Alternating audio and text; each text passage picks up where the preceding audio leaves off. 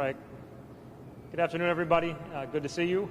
Thank you, everybody, for wearing your masks. And since we've got some good distance, I'm going to take this off while I speak.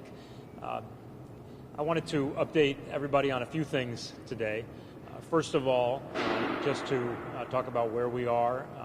We have now seen in the city of Hartford more than 1,500 individuals test positive for the coronavirus, and 119 of our residents have lost their lives as a result of this virus.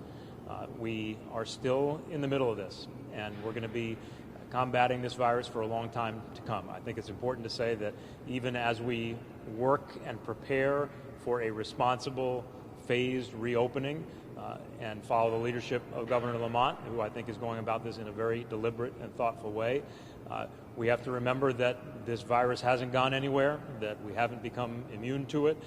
It has not become any weaker, and the real reason that the numbers of hospitalizations have been dropping is because we have been social distancing. So we have to keep in mind that we have to continue to be careful every single day, even as we move forward into these next phases.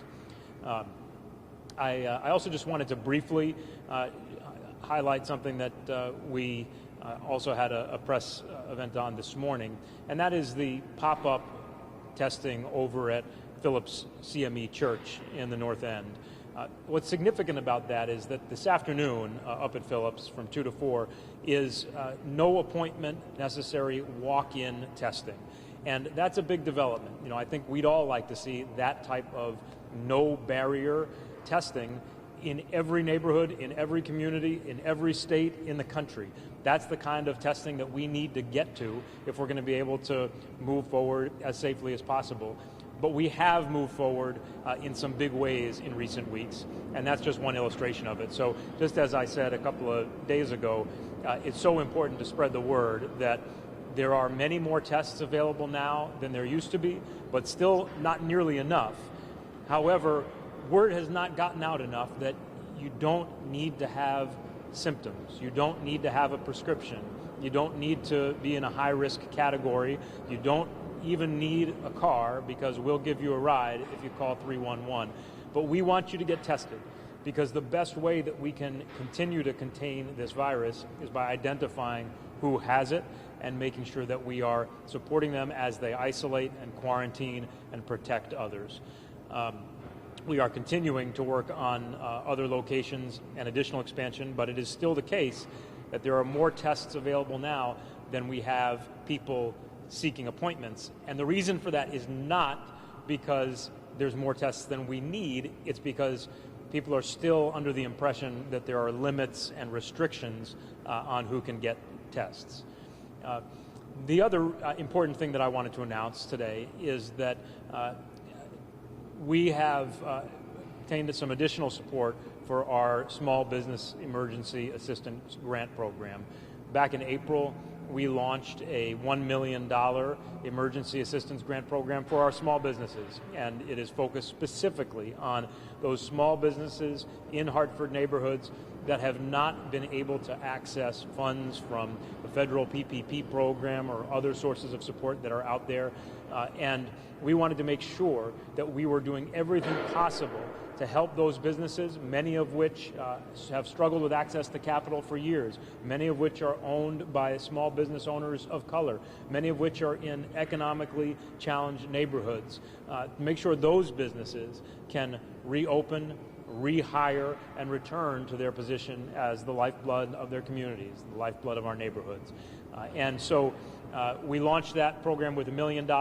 Today, we are announcing that there's an additional $375,000 going into that program from 2 private funders, as well as some additional grant funding that the city has identified. We have already gotten a significant amount of demand for that. In the period that we had the application window open, we've received more than 300 applications from small businesses.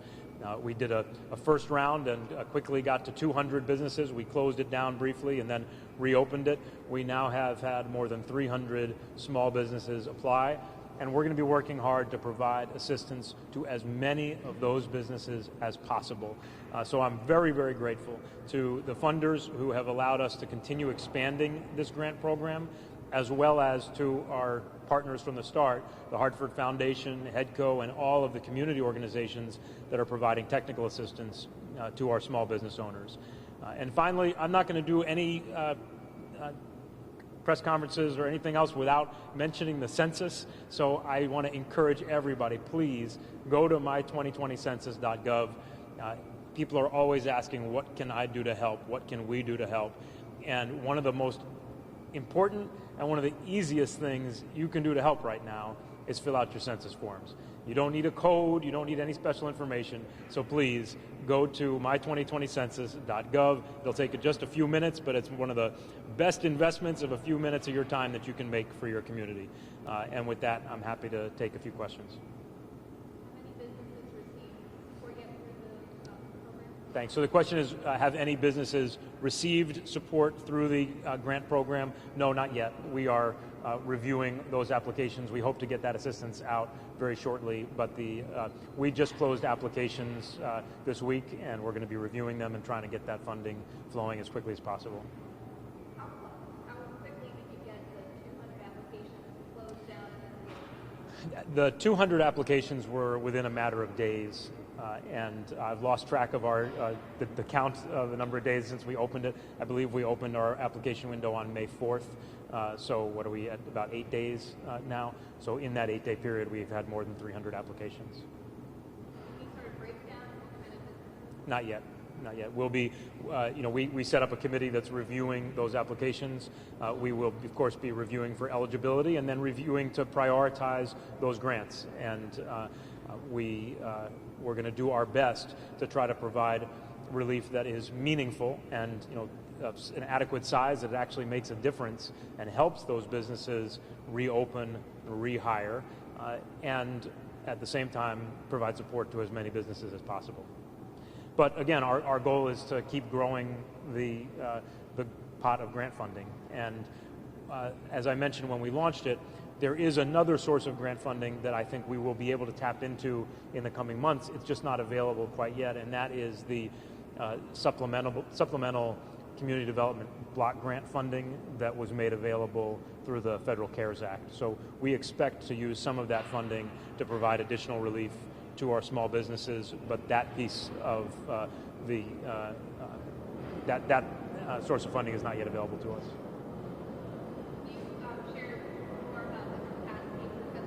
Sure.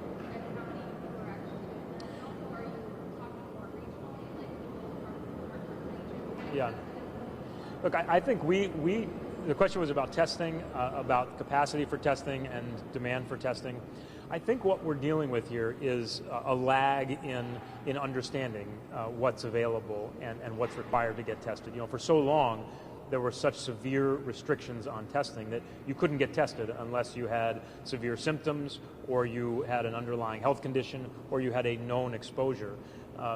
That is not the case anymore. And in the meantime, the number of tests being offered has expanded dramatically. So just to illustrate it, at Hartford Hospital, they have the capacity to provide well over 700 tests a day, probably somewhere between 700 and 1,000 tests per day. They've been running in the 400s each day. St. Francis has about doubled or tripled their testing capacity, but the number of people seeking tests has not risen proportionally. We now have testing available at Charter Oak Health Center, which is FQHC, federally qualified health center in one of our neighborhoods, and they have not yet seen demand that uses up all of the supply that they have.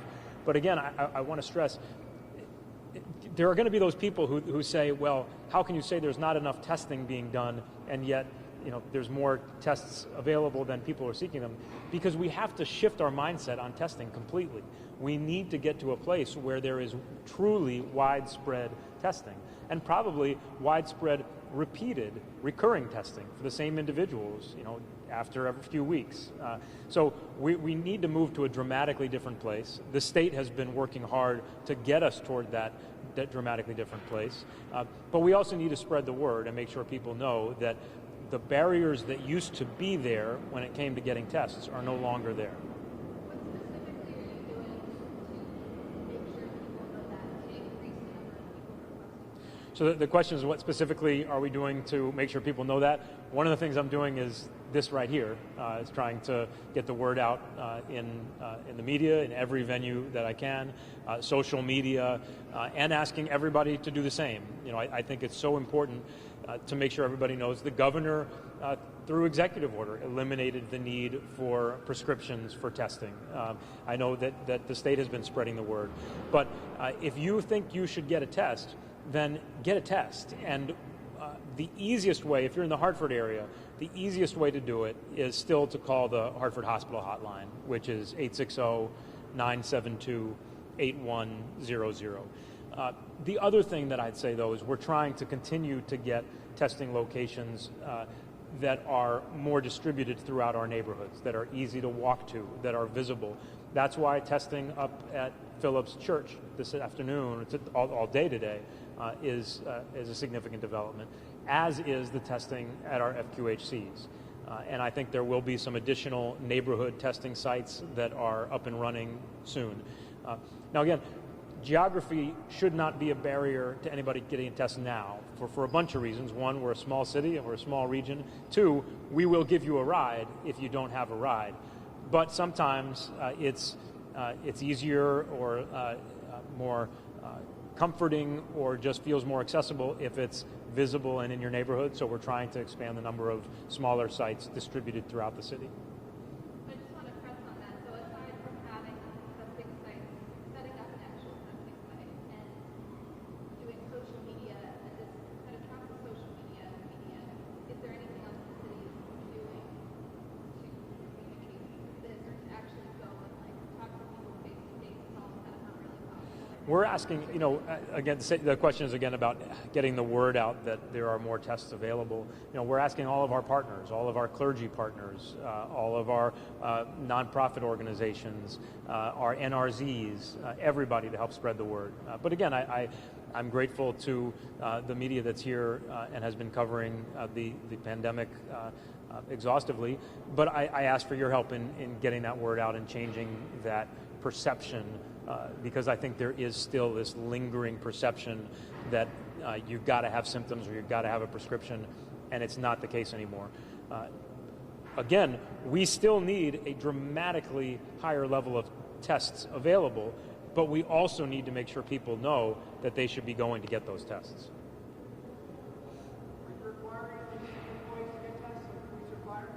The question is, are we requiring any city employees to go get tests? So we have required city employees to go get tests anytime that we have reason to think that they may have come into contact with somebody who had the virus. But I think we're getting to the place where I would hope that our entire workforce is tested very soon.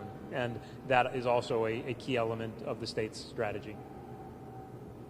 How often do you think somebody should go and get tested if they have a job where they have to leave their home? The question is, how often do I think somebody should get tested if they have a job where they have to leave their home? Look, I'm not a doctor. I'm not going to play a doctor. I don't know the answer to that.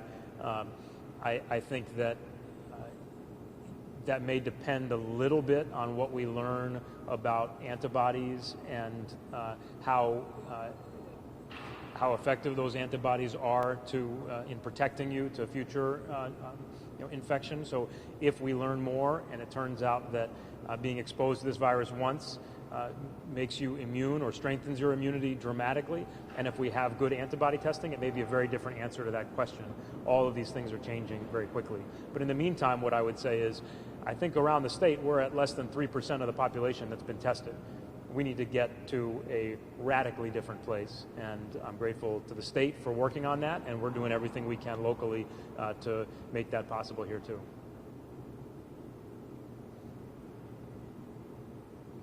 Any other? Have you talked to any of the people that have gone and got tested at any of these neighborhood sites? Have they told you why they decided to come out?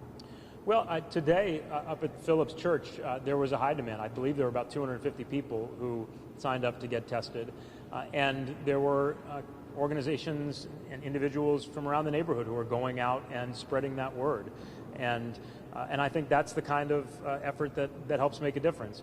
Now, hopefully, we're going to have more and more neighborhood sites that are not just pop-up, but that are there on a predictable basis, and so people will know where they can go to get tested very easily. But again, I think that the whole process of testing for a while has been very intimidating, and making it less intimidating, making it easier to just walk up without an appointment and get a test is an important development as we try to increase the number of people who are getting tested. How is the school system going with distance learning? Was the city able to distribute all the Chromebooks that it required? The question is about distance learning in the school system and distribution of Chromebooks. I'll have the superintendent join me for a future briefing soon to provide an update. They have continued to through intensive outreach to try to reach every student, but there are still students that they have not been able to reach. And I think equally important is the fact that even those students who have connected, who have a device, who are able to connect on the internet, and who may have engaged in the classroom, that doesn't mean that all of our students are engaging as often or as consistently as they should. And I think it's critically important now that the announcement's been made that school is not coming physically back into session this year, that every one of us does everything we can to encourage one another, to encourage all of our families, to encourage our friends and kids to stay engaged all the way through the school year as much as possible. The city does not have, I don't believe that there are any Chromebooks that the city had originally had in our possession that we still have. But as you know, the school district has purchased additional ones. They may still have some because, as I said, they have not been able to reach every child that they're trying to reach. I'm gonna defer to the superintendent on the numbers. Any other questions? Okay, so again, thank you again to our partners and funders who have made it possible for us to continue to grow the grant funding that we're making available to all our small businesses. And to all our small business owners out there, we value you. We know that you have been going through an unbelievably difficult and painful time, and we want to provide support in every way we can, and we're going to continue to keep fighting for additional funding to help. Thank you very much, everybody.